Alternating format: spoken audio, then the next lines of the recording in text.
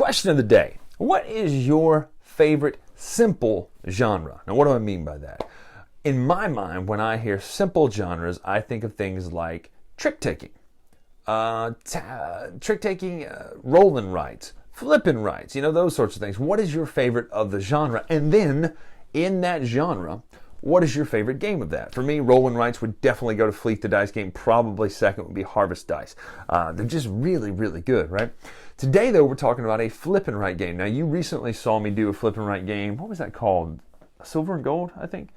Yeah, Silver and Gold, a flip and write game from Panda Source. But this is another flip and write game called Trails of Tucana. And it is just, I don't want to get into the review yet, but flip and writes are an interesting thing because it's not like roll and write, because the dice can always land. When you roll a dice, you have a 1 out of 6 chance that it's going to hit. Versus in a deck of cards, that factorial gets different, because you're not shuffling it every single time.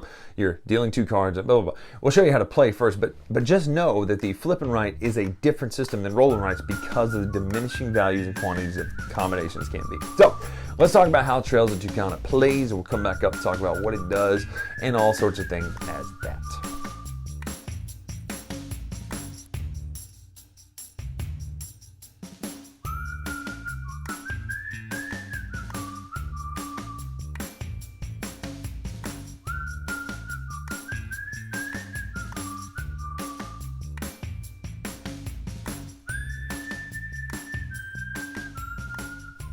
This is Trails of Tucana. Right here you see the 2 different maps. You have the stack of flip and write maps right here. This is Isla Petite, and then on the back is Isla Grande.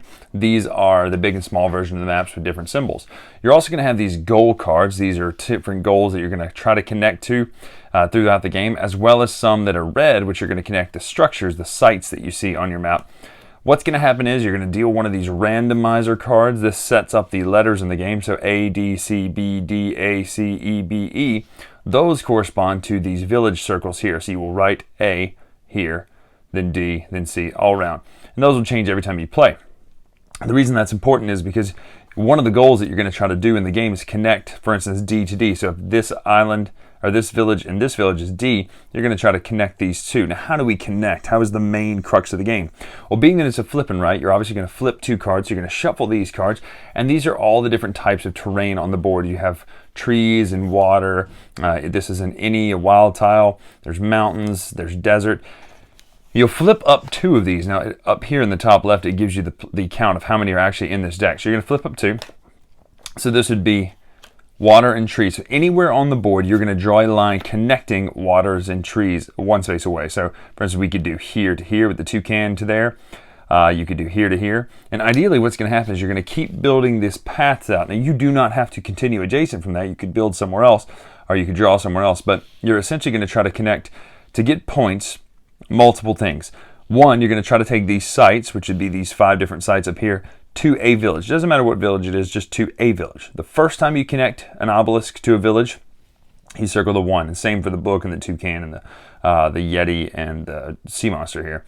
The first time you circle the points. The second time you do it, and by that I don't mean you connect a same site to a second village. I mean you connect the second site to a village. So both obelisks would score you 1 and then 2 points, 3 total, plus you would get to draw a free path anywhere on the board, which could help you combo some things that are much needed, obviously. Another thing you can do is you're going to try to combo by connecting these letters together. We talked about that a minute ago, connecting an A to A or a D to D. When you do that, if you're the first one to do it, you'll collect a card for this, but you'll also score it right over here. And then there are these. If you connect the 2 obelisks together, you'll take the points for that. The other things that you're going to try to look out for points are that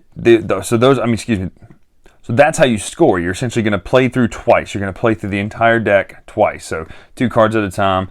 When you're done, you're going to score your yellow points here into this box, and then you're going to play through again, score your second yellow. So this will grow obviously into the second box. Then take any of these bonus cards that you have, then add in your total for the blue area. The person with the most points wins the game. So that's Trails of Tucana. It's great. I mean, I'll just say it right now, it's fantastic. We literally played it and then immediately played it again and then immediately played it again on the bigger map. I mean, when we played it the first time, it was not just oh, cool, that was good. Let's play it another time or 2 before the review. No, it was like, back to back to back to back to back. We played it and played it and played it and played it. Just, it's so good. It's so simple. You're going to flip 2 cards up out of a stack. You're going to draw a line between those 2 types of terrains. Hopefully you'll connect one of your little sites to a village, and if you do, great, you score points.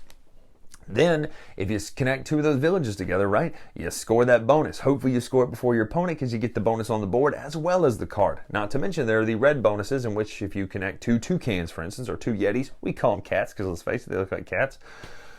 You also get points with the red cards. So it's simple. It's so simple. You're flipping 2 cards and you are hoping to get, the results you needed. Here's what I love about this game. This is the most stressful, simple game I've ever played. And the reason that is because you know what's coming if you're card counting, but no one's card counting that much. And we do it. We flip them into two stacks. So you can't really see.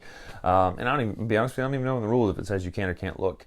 I'll clarify that in the how-to part because I haven't shot that yet. But anyway, we flip them up, face up, and you're looking at those cards. You go, oh man, I need this. If I can just get desert to water, I will have everything I need. I'll have everything connected, and then all of a sudden, everything's going to tie into my routes. And A and A, D and D, B and B is going to connect. I got 2 toucans at that point. I got a cat. I got an obelisk. Everything's going to connect. And then you flip it up, and it's like tree to tree, and you're like, Gah!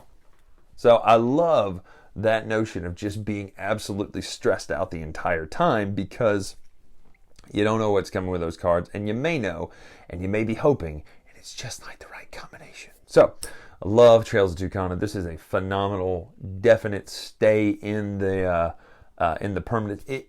Had I played this sooner, this would have made the top 100 that I literally just shot today. I'm shooting some of it, so it's that good. It's so good. So I'm a huge Trails of Tucana fan. We'll keep this permanently in the collection. I don't know what I'm gonna do if I run out. Probably have to print some and laminate them just so we'll have them. But big fan of this. Definitely go pick this up. I'm Bryan Drake here on the Dice Tower. Make sure to follow us on Twitter, Instagram, etc. at Dice Tower Bryan.